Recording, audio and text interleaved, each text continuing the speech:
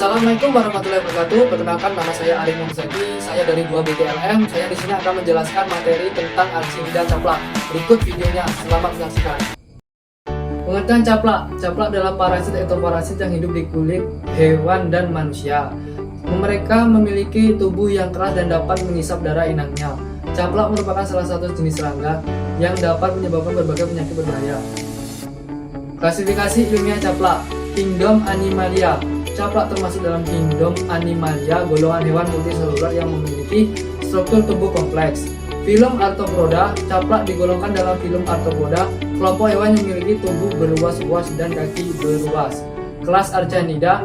Caplak masuk dalam kelas Archanida yang mencakup laba-laba, kalajengking, dan tungau. Ordo Lockdida. Secara spesifik, caplak termasuk dalam ordo Lockdida yang terdiri dari 4 famili utama.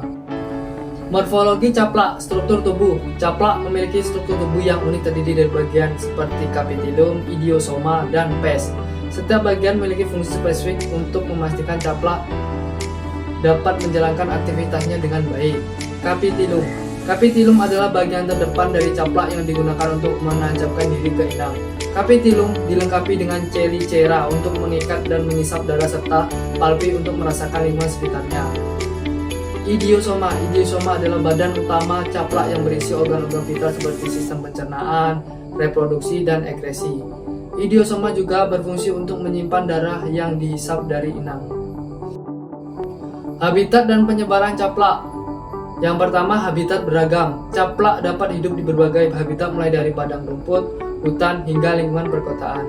Mereka menyukai daerah bervegetasi lebat dan lembab. Yang kedua, penyebaran global. Caplak terbesar di seluruh dunia, terutama di daerah beriklim tropis dan subtropik.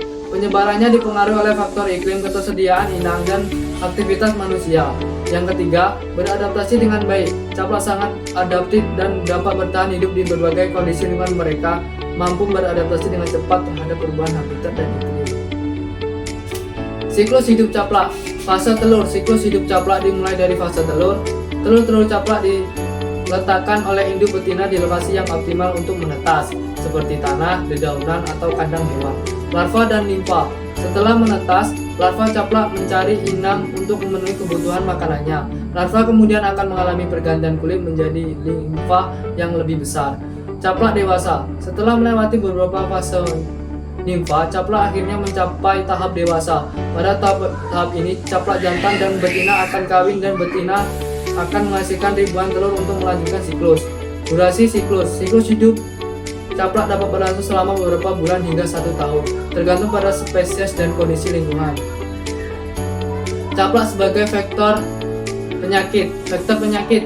Caplak dapat bertindak sebagai vektor untuk berbagai penyakit berbahaya yang dapat ditularkan kepada hewan dan manusia. Penyakit yang dapat ditularkan oleh caplak termasuk demam 3 hari, babiosois, dan limidisiase. Mekanisme penularan. Saat menggigit inang, caplak dapat menularkan patogen seperti bakteri, virus, atau protozoa ke dalam aliran darah. Penyakit yang ditularkan caplak. Yang pertama, penyakit Lyme. Penyakit Lyme adalah penyakit yang paling terkenal yang ditularkan oleh caplak. Penyakit ini disebabkan oleh bakteri Borrelia burgdorferi yang dapat menyebabkan gejala seperti ruam, demam, dan komplikasi serius lainnya. Yang kedua, Ehrlichiosis. Ehrlichiosis adalah penyakit yang disebabkan oleh bakteri Ehrlichia yang ditularkan melalui gigitan caplak. Gejala dapat mencakup demam, sakit kepala, dan penurunan jumlah sel darah. Yang ketiga, Anaplasmosis. Anaplasmosis adalah penyakit yang disebabkan oleh bakteri Anaplasma yang juga ditularkan melalui gigitan caplak. Gejala yang umum adalah demam, sakit kepala, dan nyeri otot. Demam caplak pada kesehatan hewan. Transmisi penyakit. Caplak dapat menjadi vektor berbagai penyakit yang berbahaya bagi hewan seperti anaplasmosis dan babiosis dan piroplasmosis. Anemia infeksi caplak dapat menyebabkan kehilangan darah yang parah pada hewan sehingga menimbulkan anemia yang serius. Alergi. Gigitan caplak dapat memicu reaksi alergi pada hewan seperti gatal, pembengkakan, dan beruang kulit. Diagnosis caplak. Yang pertama, pemeriksaan mikroskopik. Pemeriksaan mikroskopik merupakan metode utama untuk mengidentifikasi spesies caplak. Sampel caplak dapat diamati di bawah mikroskop untuk melihat yang karakteristik morfologi yang unik. Yang kedua, tes darah. Tes darah dapat digunakan untuk mendeteksi antibodi dan antigen yang terkait dengan infeksi caplak. Metode ini berguna untuk mengidentifikasi keberadaan penyakit yang diturunkan oleh caplak. Yang ketiga, pemeriksaan visual. Pemeriksaan visual secara langsung pada hewan dapat membantu mengidentifikasi keberadaan caplak.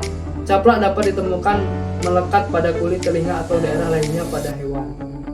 Pencegahan dan pengendalian caplak. Yang pertama, pencegahan, menjaga kebersihan dan sanitasi lingkungan untuk menghindari perkembangbiakan caplak menggunakan repelen alami atau obat-obatan pada hewan peliharaan. Yang kedua, pengendalian populasi, membasmi caplak dengan insektisida yang aman, pengguna pestisida, dan pengendalian alam seperti burung, kadal, atau musuh alami lainnya.